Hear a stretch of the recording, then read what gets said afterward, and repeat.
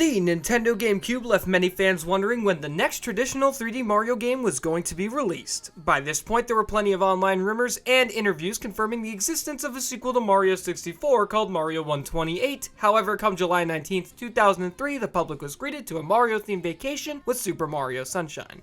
I wasn't old enough to be able to play Super Mario Sunshine on its release. My family was big into the Wii and DS craze when I was growing up. So the games I played were Super Mario 64 DS and Super Mario Galaxy. However, as I got older and started to replay all the older Mario games, one of the ones I never got to was Super Mario Sunshine. However, that changes today as I finally get to take a look at Super Mario Sunshine on the stupid port for the Nintendo Switch.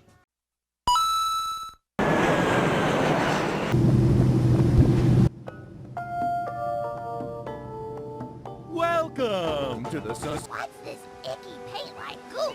Now, boys, don't touch that stuff. Master Mario, if you would, cross over to that shore and find some assistance. So, Sunshine is the first and still to this day the only mainline Mario game to include voice acting. It's odd to say the least. No amount of therapy is going to help me get over Toadsworth's voice. The Delfinos appear and explain the lovely highlights of the vacation resort, and in the background some kind of fake Mario appears to be running around. Apparently though, the princess is the only one to notice this because the other two are distracted. Issues then arise as the gang make a rather fast landing and come to a complete stop in the middle of an airstrip. Peach yet again spots the fake Mario and doesn't even try to let anyone know that a potential terrorist was spotted. Toadsworth then literally tells Mario to fix all of their problems, and the princess still says nothing! She is aware by not telling them that she's putting them all in danger, right? This information is crucial to a missing persons case. Why isn't she doing anything about this? I guess it doesn't matter because Mario conveniently finds Flood, who just so happens to be the main counter to their issue. It seems now that Mario and Peach can finally begin their long-awaited vacation, but for real this time. Mario is sent to court because the people of Isle Delfino accuse him of graffitiing the island with goo. And on top of that, a heat wave and sudden darkness have enveloped the town as well. The court concluded that the goo is the cause of this, and because a figure who resembles Mario is spreading the goo, he has to be the culprit and is arrested on the spot.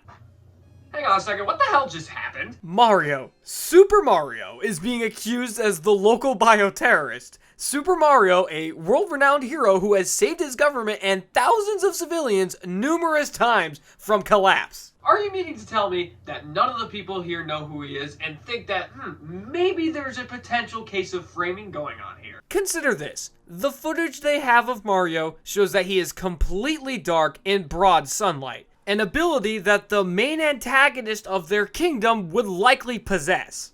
And even if we want to ignore all that, you're telling me that there are no ambassadors, attorneys, or any legal form of defense for this living, breathing superhero. Toadsworth's existence already proves that there's some kind of secret service in place. By the way, good job, guys. Keep it up. I can go even deeper than that. This is an island completely surrounded by water. You'd think there'd be some sort of documentation for visitors, since I assume most of their revenue comes from tourism. There is no way they would allow Mushroom Kingdom officials to come in without valid identification.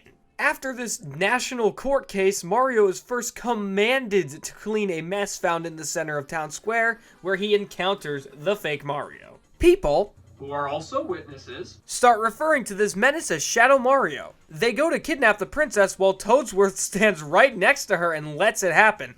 The incompetence of everyone here is astonishing.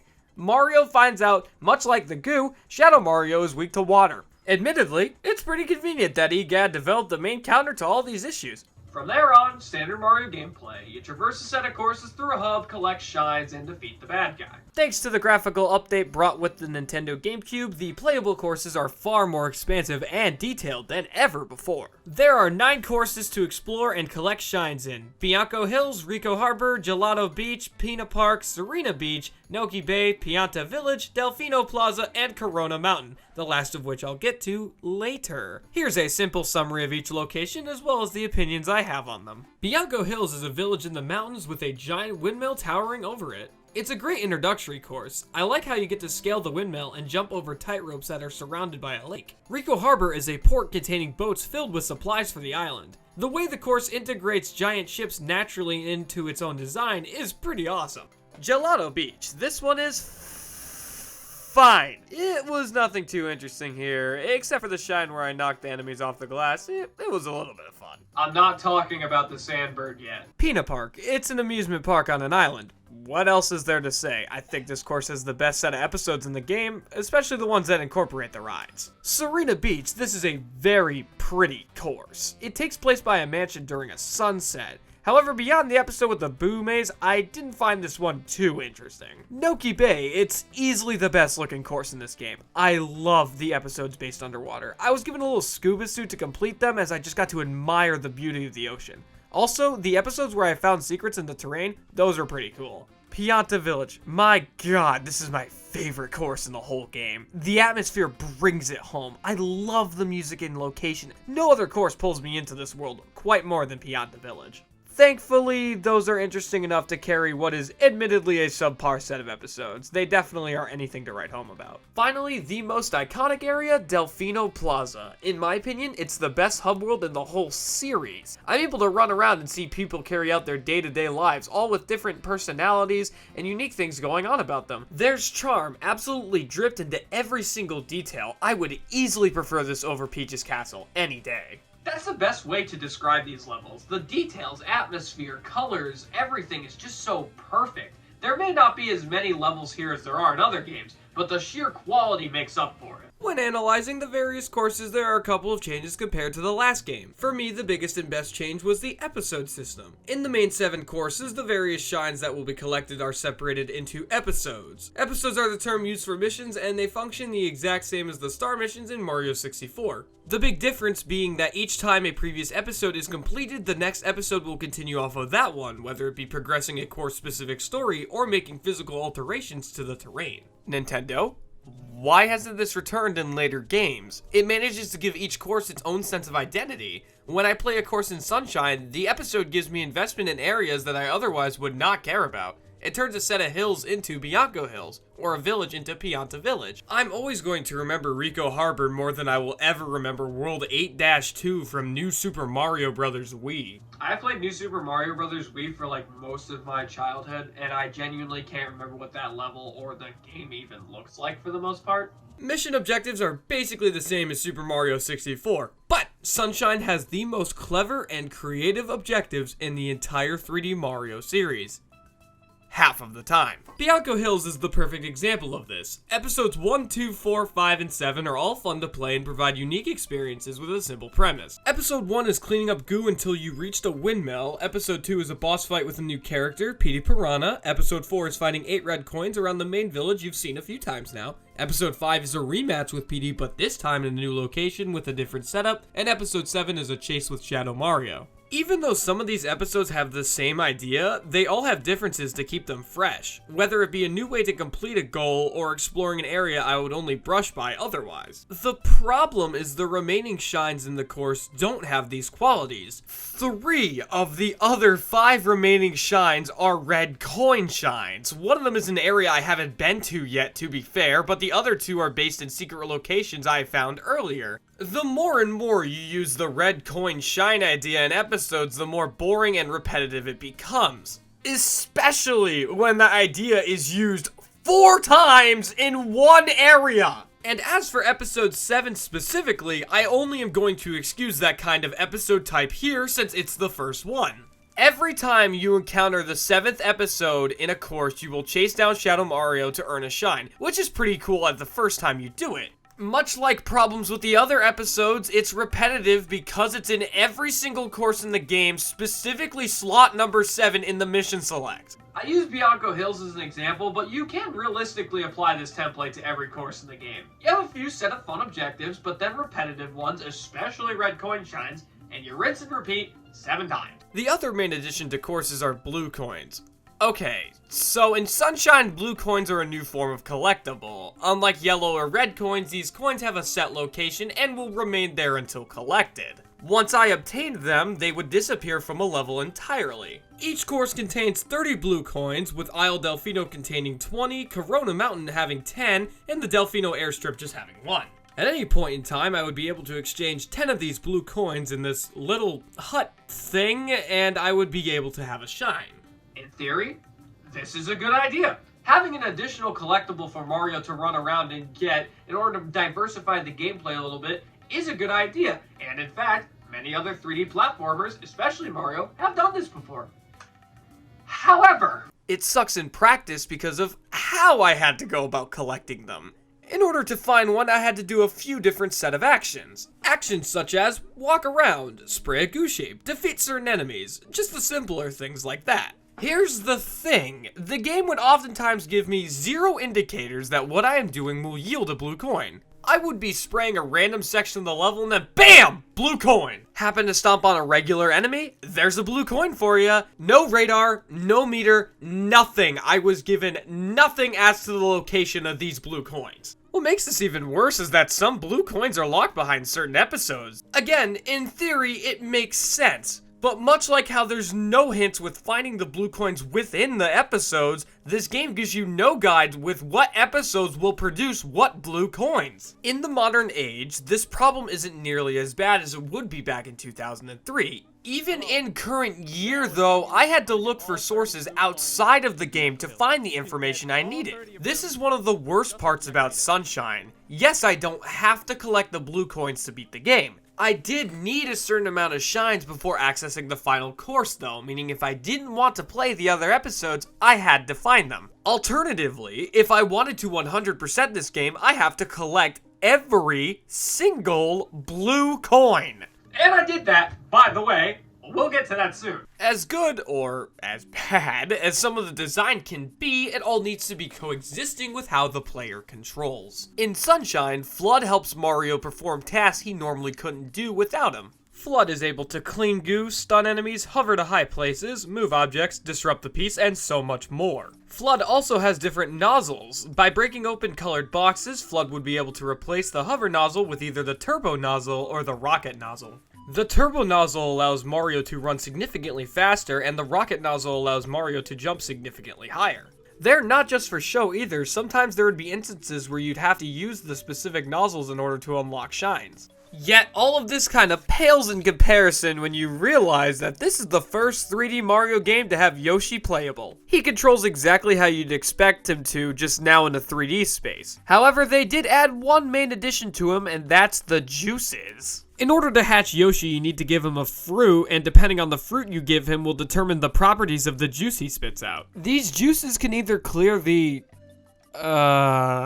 I don't know what to call that. Or they can turn enemies into various different platforms. Orange makes platforms stationary, pink would make platforms ascend, and purple would make platforms move forward. Interestingly, if I ran out of Yoshi juice or had him touch water, he would actually turn back to his original green color and just vanish into thin air. Sunshine does a very good job of giving different control options to the player. Each of them adds in different layers of control, allowing the player to perform more movements than ever before. Especially Flood, every area is made with him in mind. I would even go as far to say that it is necessary for him to be there in order for the game design to work. I really can't emphasize enough that without Flood, Super Mario Sunshine will not work. Okay, time to collect this next shine. God damn it! The bonus episodes. Yay! In some episodes, I would access secret sections of the main course, but before I entered them, Shadow Mario would swoop in and steal Flood. Taking Flood out of Mario's arsenal can provide for interesting and unique gameplay experiences.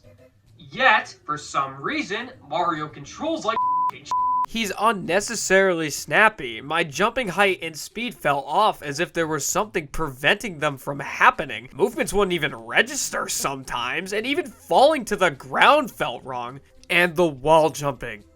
Dear God, the wall jumping! Why does Mario control like this? It's freaking terrible! It's not even like it's one of those things where you can just get used to it. You have to deal with it the entire time, and it's constantly an inconvenience to you. I died over and over and over again. Without Flood, it's a no-holds-barred match between me and the game, and I always lose. Speaking of terrible things this game has, the bonus sections!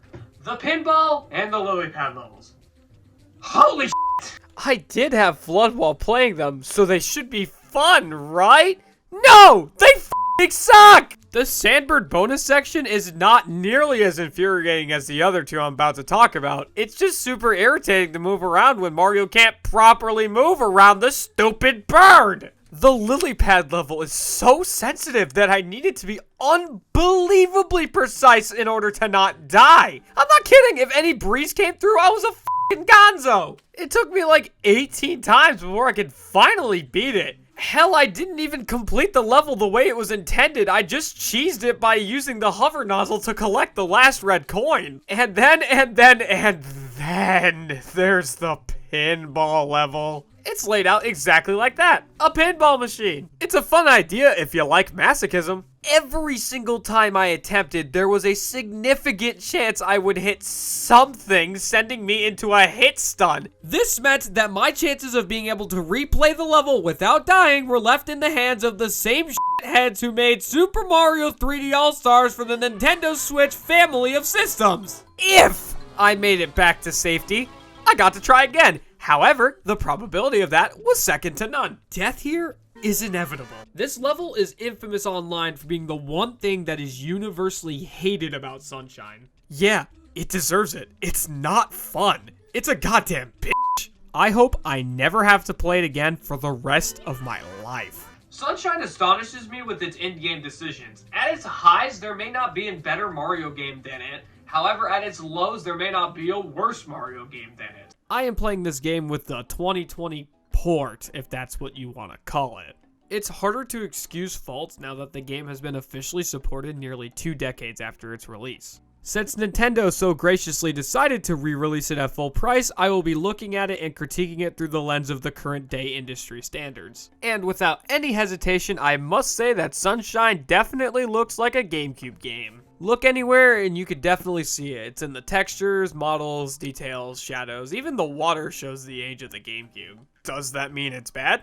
No! Despite their old age, most GameCube games, and especially Mario Sunshine, are still full with charm. Colors pop out at you, locations are filled with detail, and characters and their animations are so fun and they gleam of life. It's quite endearing to see how much care was put into all these details. In my opinion, a great example to see this is at Noki Bay. For being nearly 20 years old, it still looks amazing. Compared to any other water level in the Mario franchise, this is easily the most visually appealing. Noki Bay is able to make these janky looking cliffs and this old looking water into something of an artistic masterpiece. There is something about the color palette of Noki Bay that is able to mask the graphical incapabilities of the Nintendo GameCube and turn it into something quite charming. While I have just been talking about Noki Bay, you could pretty much look at any course and the same level of care is shown to all of them. I know it's very easy to get affected by nostalgia for this era of video games, something that I am affected by myself. Yet despite that, Sunshine still has an incredible charm to it. It just has a lot of personality that you don't find in modern AAA video games. Sunshine reminds you at every single corner that it is in fact a tropical island. Delfino Plaza has a warmer color palette as well as heat waves emitting off of objects and roads. Water goes through the town and you can even hop on boats that pass through it. The different courses also do a good job of making sure you don't forget that they're tropical themed. I appreciate they didn't make every single course a variety of a beach theme. They actually decided to embrace the tropical aspect and make sure every single location had something unique to them. Somehow they make areas like a port, a mansion, and an amusement park fit perfectly as if Mario was supposed to be there the entire time. In my opinion, one of the best design aspects in this game is that you can see the other courses from the current course you're in. For example, because Pianta Village is much higher than the rest of the map, you can see most of the other playable areas from it. However, down in Ricco Harbor, you can really only see the main village because the rest of the island is being obstructed by the various machinery. I also really appreciate that they went out of their way to give a little description for all the different playable areas. It's not actually that important, but it's just something I really like nonetheless. And then there are the island inhabitants, the Delfinos. I don't know how I haven't talked about them yet. They're some of my favorite non-playable characters in the whole series. The Delfinos are a proud people and they're very chilled out. Exactly what you would expect from people who live on a tropical island. Whenever I initiate conversation with them, I can't help but laugh because I love the way they're written. This also extends to all the new enemy types they made for Sunshine. It's hard to take a lot of them seriously when they look like they're having a blast. The aesthetic doesn't just stop with the Delfinos and enemies, it even extends out to the menus and sound effects. It has all that wacky charm you would expect from Mario, and I just love it so much, man. The music. Oh, buddy, I cannot believe it took me this long to talk about the goddamn soundtrack. The music is f***ing incredible. How can I be remiss to not talk about Delfino Plaza? It's one of the best tracks in the game and maybe one of the best tracks in the whole series. It's so upbeat and it's perfectly composed to help immerse the player within this new world. Of course, that's not the only good track in the game. Bianco Hills, Pina Park, Underwater Exploration, and Platforms Aplenty, which were all catchy enough for me to hum them out while I wrote this. The music somehow keeps the same feat that the course design does, and that being each track is unique to its own and not necessarily a carbon copy of another. There's the feeling of hard work you have with Ricco Harbor, all the way to the relaxing evening charm of Gelato Beach. If I had to pick a favorite, it's Pianta Village. There's a sense of wonder and mystery while listening to this track on its own. Which makes sense, it serves as a perfect backdrop to this exotic and weird location that you find yourself in. All in all, it's a pretty good presentation Mario Sunshine has for itself. Well, the only thing left to do is to beat this game, and I ain't doing some any percent run either. I am beating this game 100% with every single thing done about it. My goal was to complete the 10 episodes in each course as well as the 100 coin shine before I moved on to the next one. For the most part, I won't be talking about my experience with the blue coins, because I don't want to keep repeating the same opinion. To summarize, collecting blue coins at insert location here was the worst thing ever. The adventure started with Bianco Hills. Initially, I couldn't complete all the episodes because I needed 30 shines to unlock both the turbo and rocket nozzles. Early on, I also decided not to cash in any of the blue coins until the end of the adventure, which in retrospect probably would have made this process easier.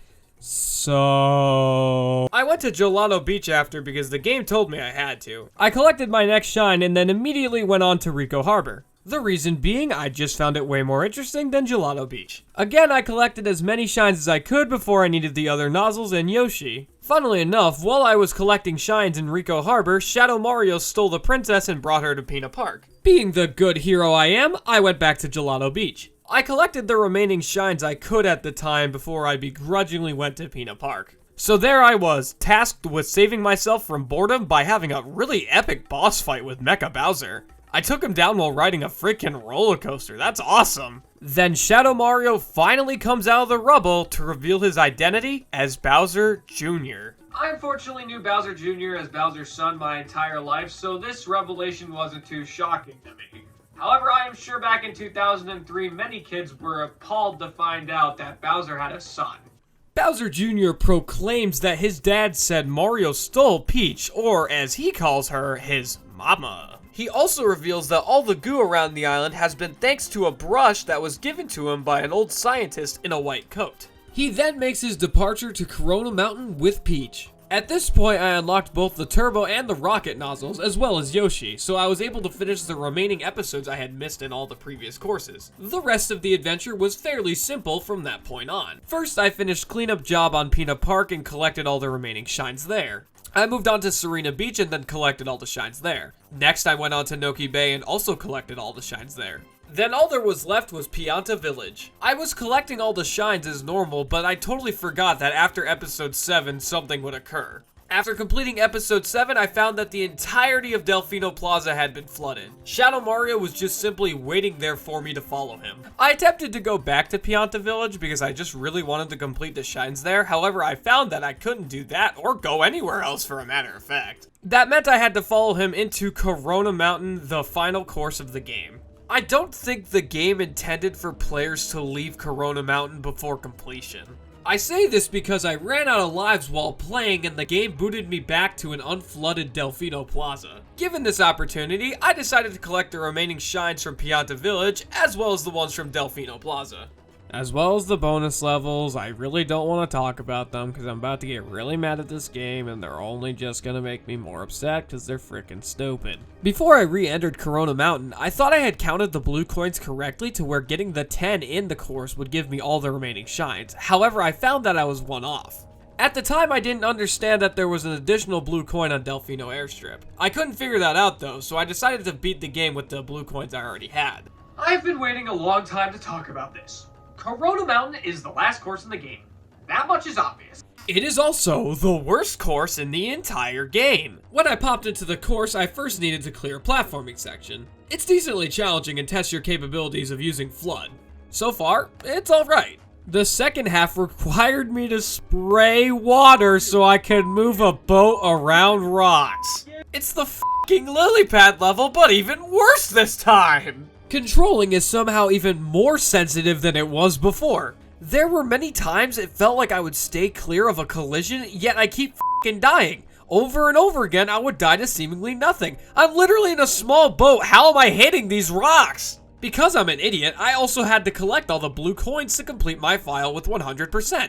The game clearly wanted me to go around and collect each of the blue coins by sailing over to them. I found the optimal strategy was to collect one and then die after. That was a more efficient method than what was intended. Corona Mountain feels as if it was designed to create anger and pain within the player. I now understand why so many people do not like this level. I can't do it justice here with words. If you ever play this course, you'll know why it sucks. It might be one of the most difficult playable areas I've ever experienced. Not because it was supposed to be hard, or that it is hard, it's because I physically wanted to put down the controller and leave. Eventually, and I mean eventually, after I mustered the willpower to finish, I reached the final boss. I arrived at the top of the mountain and was greeted by Bowser, and I just can't deal with this. Remember that scene at the end of Star Wars Episode 3? That is the final boss. Ugh, this fight is easy. League's easier than the lead up to it for sure. The boss fight consisted of me having to shoot up 3 times with the rocket nozzle to do a more powerful ground pound. Truly a test of skill, I know. Bowser, Bowser Jr., and Mario all fall to the ground and Peach just floats down, I guess. Then Flood f***ing dies? What? Not that it matters anyways, cause the Toads just offer to fix Flood after he dies. Thanks for having Mario live that out, you assholes. Bowser then explains to Bowser Jr. that Peach isn't his mom and that he lied about the whole thing. Bowser doesn't get to finish that thought because Bowser Jr. explains that he knew all along. But one day, he'll get Mario. It's a genuinely touching moment between the two of them. Certainly much more touching than Flood's death. It's not like I hated Flood, but I didn't really have much of a connection to him. And I was already frustrated because of Corona Mountain, so I just wanted the game to be over at this point.